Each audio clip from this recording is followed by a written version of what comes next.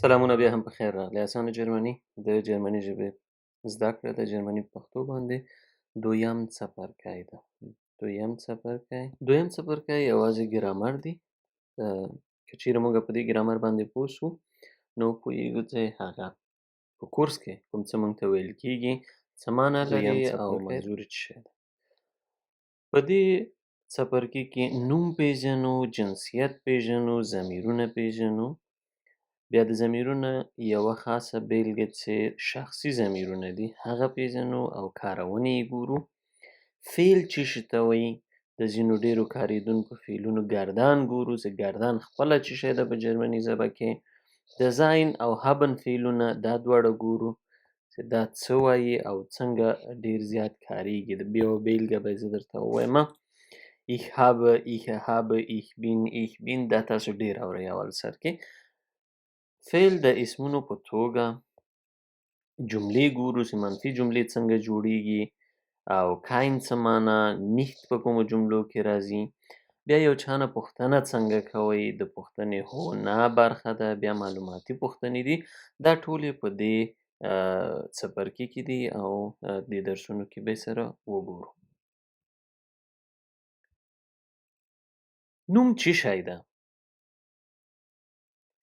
احمد، محمود، رانا، زویا دا ټول نومونه دي.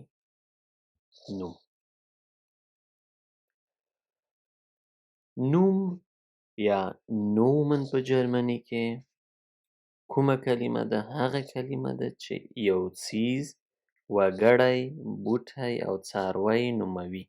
په جرمني ژبه کې ورته نومن وایي. هر څه چې په دنیا کې تاسو وینئ حتما یو نوم لري. نو که هغه کیدای شي یو څیز واوسي، یو کس واوسي، بوټی واوسي، څاروی واوسي یا هر هغه شی چې تاسو په محیط او ماحول کې دي. د اشیا او څیزونو نومونه یوه بیلګه لکه څیز ته یا شیانو ته په جرمني کې دینګ وایي. دینګ څیز. هاوز کور یو نوم ده خپله. بوخ کتاب یو نوم ده. تش میز. څیزونه دا د څیزونو له جملو څخه دي. د وګړو او انسانانو نومونه ګروپي نومونه دلته راغلي دي چې هغه یو ډلګۍ یې ښیي لکه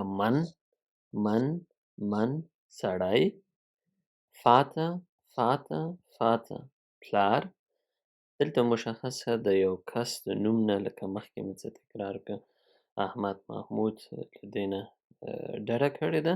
یوازې مو دلته هغه کسان یا هغه ډلګۍ چې د هغې بیلګه مو رااخیستې ده. بیا دلته یوازې د کس نوم ده. انا یو کس ده. نو سړی، پلار او انا د وګړو له نومونو څخه دي. د بوټو نومونه بیلګه یې کومه ده؟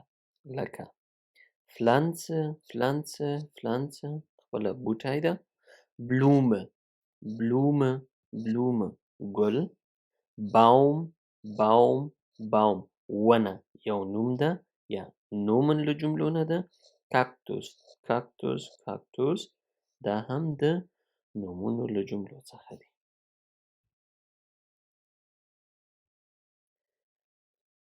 د څارویو نومونه تیه څاروي لکه تیه څاروی. پفerd اس. کاتڅه پیشو. هوند سپی. اس، پیشو، سپی د څارویو له نومونو څخه دي. په جرمني ژبه کې نوم که د جملې په پیل، منځ او یا هم پای کې کارول کیږي لومړی توری یې غټ لیکل کیږي. دلته اوټو نوم ده تقریبا په پای د جمله کې راغلی ده. په غټ توري باندې لیکل شوی دی. Ich fahre Auto. Ich fahre Auto. زه موټر چلوم.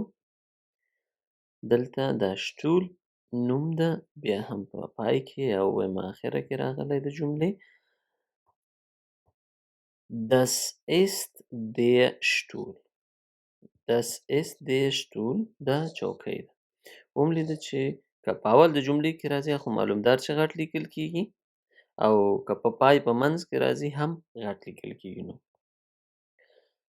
هر نوم په جرمني ژبه کې له یو جنسیت ښودونکي توري سره مل وي چې ارټیکل نومیږي. لکه تاسو به ډېر اورېدلي وي چې وایي جرمني ژبه د دې لپاره هم سخته ده چې هر نوم ارټیکل لري، یا به دی وي یا به دی وي یا به das وي. څه معنی؟ Der Spielplatz der Logo sei. Spielplatz der Logo sei. Der Spielplatz. Die Sonne.